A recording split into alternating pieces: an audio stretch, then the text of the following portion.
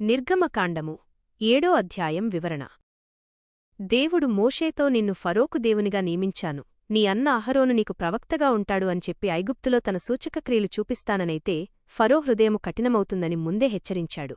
దేవుడు ఆజ్ఞాపించినట్లే మోషే అహరోనులు ఫరో వద్దకు వెళ్లారు. అప్పుడు మోషేకు 80 ఏళ్లు, అహరోనుకు 83 ఏళ్లు. ఫరో అద్భుతం చూపమన్నప్పుడు అహరోను తన కర్రను ఫరో ఎదుట పడవేయగా అది సర్పమైంది. ఐగుప్తు మాంత్రికులు కూడా తమ మంత్రతంత్రాలతో అలాగే చేసినా అహరోను కర్ర వారి కర్రలను మింగివేసింది. అయినా ఫరో హృదయము కఠినమై వారి మాట వినలేదు. తరువాత దేవుని ఆజ్ఞప్రకారం మోషే నైలునది దగ్గర ఫరోను కలిశాడు. అహరోను తన కర్రతో నైలునది నీళ్లను కొట్టగా ఐగుప్తులోని నదులు, కాలువలు, చెరువులు మరియు పాత్రలలోని నీళ్లన్నీ రక్తముగా మారాయి. నదిలోని చేపలు చనిపోయి నది కంపెక్కింది. ఐగుప్తీయులు ఆ నీళ్లు తాగలేకపోయారు. ఐగుప్తు మాంత్రికులు కూడా తమ మంత్రవిద్యలతో అలాగే చేయడంతో ఫరో మనస్సు మారలేదు మరియు ఇశ్రాయేలీలను పోనివ్వలేదు. ఇలా నది నీరు రక్తముగా 7 రోజుల వరకు ఉండిపోయింది.